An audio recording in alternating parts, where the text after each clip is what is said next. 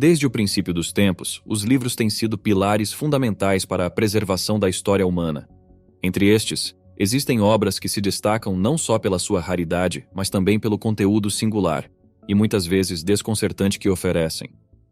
Pesquisadores descobriram livros que relatam eventos bizarros e estão escritos em línguas há muito esquecidas.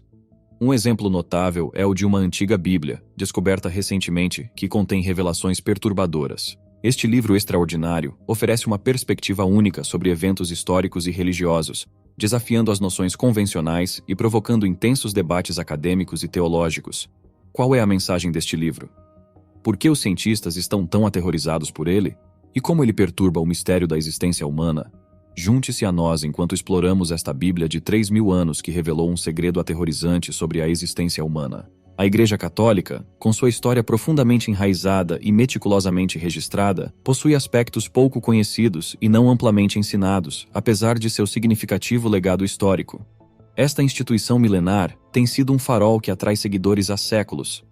Entre as joias escondidas de sua herança estão os antigos manuscritos e o vasto arquivo apostólico do Vaticano. Estes compõem uma impressionante coleção que se estende por cerca de 85 quilômetros. Muitos destes documentos são acreditados como registros de eventos históricos significativos, mas permanecem envoltos em mistério, com pouco conhecimento público sobre seu conteúdo. Dentro desta rica tradição, a Bíblia se destaca como uma obra de imensa reverência e significado. Composta por uma variedade de textos únicos, a Bíblia é venerada por milhões como a verdade sagrada do Evangelho. Acredita-se que suas origens remontem a cerca de 1000 anos antes de Cristo, com autores como Moisés contribuindo para sua criação. Este texto sagrado narra os milagres de Jesus Cristo, abrangendo desde parábolas bem conhecidas, como a do bom samaritano, até eventos milagrosos como a alimentação de uma multidão com apenas 5 pães e 2 peixes. Estas histórias não apenas moldaram a fé cristã, mas também exerceram uma influência profunda na cultura e na moralidade ao longo da história. A Bíblia realmente foi impressa mais vezes do que qualquer outro livro na história, com quase 5 bilhões de cópias. O número de livros na versão inicial era maior do que nas edições posteriores. Claramente, as pessoas acharam isso estranho, porque os 14 textos são conhecidos, mas como eles não foram traduzidos para formas contemporâneas, muitos se perguntaram o que as igrejas estão mantendo em segredo. Quando as pessoas perceberam isso, começaram a ler mais profundamente alguns desses livros e lendas antiquadas. Os que mais chamam a atenção das pessoas envolvem indivíduos intrigantes e suas histórias misteriosas. A ideia de que um demônio ou espírito poderia compelir alguém a agir contra sua vontade é conhecida como possessão demoníaca, de acordo com pessoas que afirmam estar possuídas. Sintomas comuns de possessão incluem perda de memória, incapacidade de se controlar e vozes na cabeça. Apesar do fato de que o demônio conhecido como Valak é baseado em manuscritos do século XVII, o monstro apareceu em vários filmes. Esta cena demonstra a capacidade de Valak de comandar várias serpentes e direcioná-las a fazer sua vontade.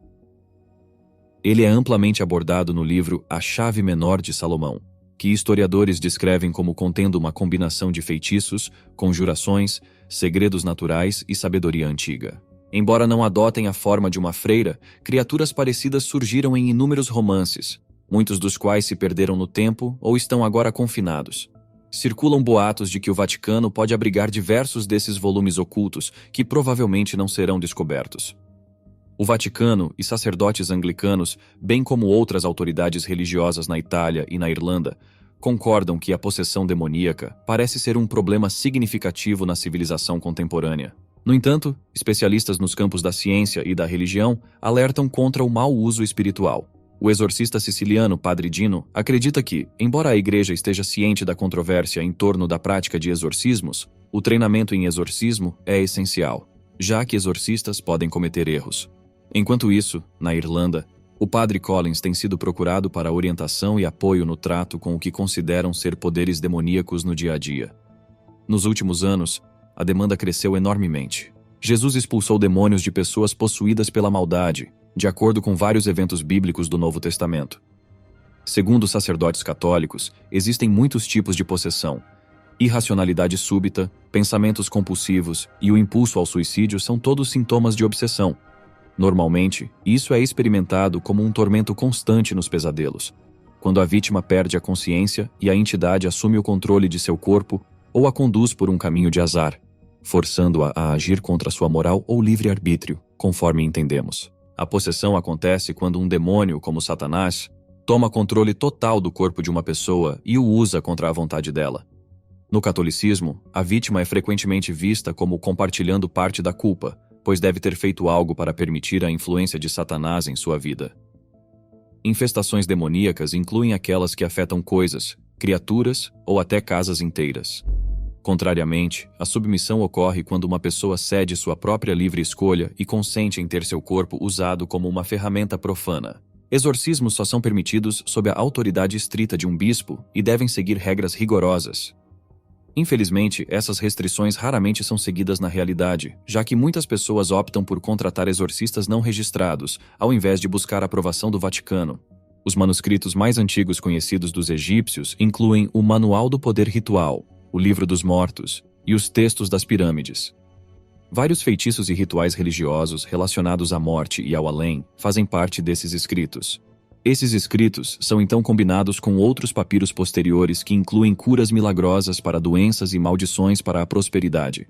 Maldições também estão disponíveis, no entanto, para pessoas que o praticante vê como seus inimigos.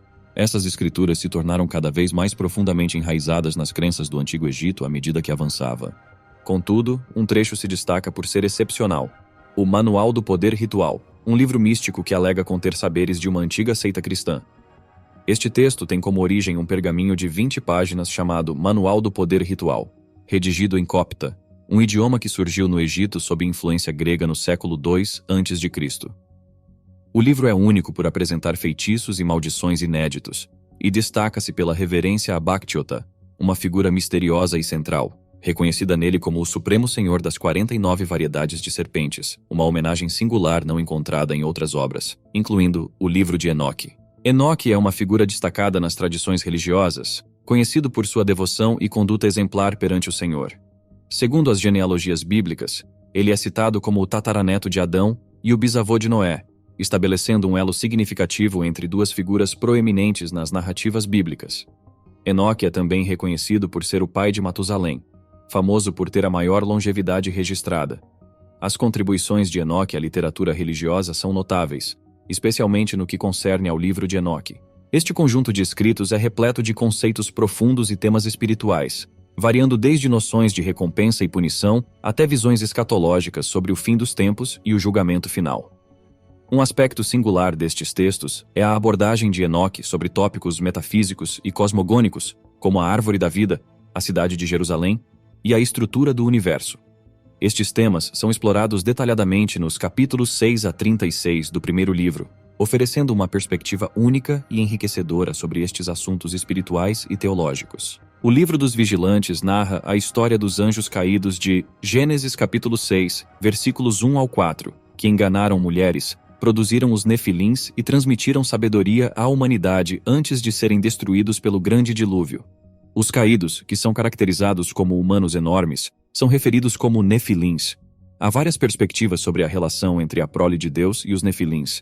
Algumas pessoas sustentam a visão de que os nefilins são a prole de anjos caídos que tinham mães humanas e, portanto, são filhos de Deus. Esta visão ainda é prevalente e é mencionada no primeiro livro de Enoque, uma fonte judaica não canônica. A concepção de anjos ou demônios procriando fisicamente com seres humanos é frequentemente vista como uma noção teologicamente controversa e desafiadora. Dentro das obras atribuídas a Enoque, especialmente notável é a seção conhecida como Parábolas da Semelhança. Esta parte, constituindo a segunda metade do livro de Enoque, é uma narrativa apocalíptica que se concentra no Filho do Homem e no Ancião de Dias. As visões e profecias contidas nestas parábolas exibem uma notável semelhança com os temas e imagens encontrados no livro do Apocalipse da Bíblia. Além disso, elas apresentam paralelos surpreendentes com as narrativas do Novo Testamento sobre Jesus Cristo, sugerindo uma consistência intrigante com as escrituras cristãs tradicionais. Separadamente, o livro de Enoque também aborda temas astronômicos, dedicando uma seção inteira à exploração detalhada das estrelas e suas funções celestes, refletindo uma compreensão antiga e complexa da astronomia. As profecias apresentadas nas visões fictícias cobrem um vasto espectro da história humana, estendendo-se desde a aurora dos tempos até a culminação dos dias, englobando o julgamento final. Esta abrangência temporal permite uma previsão precisa dos eventos passados, presentes e futuros. A estrutura destas profecias é reminiscente daquela encontrada no livro de Daniel, apresentando uma organização semelhante. O trecho final do texto atua como um lembrete importante, enfatizando a conduta apropriada e os preceitos morais que devem guiar a vida. Enoque, como figura central, compartilha suas experiências pessoais, sua sabedoria acumulada e a crença fundamental de que Deus exerce soberania sobre todas as coisas. Apesar da singularidade de cada composição dentro do texto, elas convergem para um tema comum: a condenação do mal e a exaltação do bem. Frequentemente, o livro de Enoque é percebido como uma fonte de conforto e inspiração, motivando os leitores a refletirem sobre suas próprias vidas e escolhas. A questão central diz respeito à ausência do primeiro livro de Enoque na Bíblia, apesar de este conter uma vasta gama de temas bíblicos. É importante notar que este livro não é reconhecido como parte das Escrituras Sagradas, pois não foi inspirado divinamente, ao contrário dos textos bíblicos. Além disso, o livro de Enoque é frequentemente associado à literatura pseudepígrafa, categoria que inclui obras cujos autores não são os declarados originalmente. Isso é evidenciado pela menção de Noé no livro de Enoque, contrastando com a narrativa bíblica de que Enoque foi arrebatado aos céus antes do nascimento de Noé, sugerindo uma cronologia e autoria questionáveis. Adicionalmente, o livro apócrifo de Baruque foi mencionado em diversos textos da Igreja primitiva, mas, assim como o livro de Enoque, não é considerado parte do cânone bíblico. Estas obras, incluindo o livro de Enoque, frequentemente entram em conflito com a teologia e doutrina bíblica estabelecida. Portanto, para cristãos focados na compreensão e aplicação das verdades do Evangelho, o livro de Enoque oferece pouco valor, sendo mais um documento histórico e cultural do que uma fonte de ensinamentos espirituais. Agora queremos ouvir sua opinião sobre o livro de Enoque. Compartilhe seus pensamentos nos comentários e nos encontraremos novamente no próximo vídeo. Se você gostou do conteúdo, lembre-se de deixar seu like e se inscrever no canal para não perder as novidades.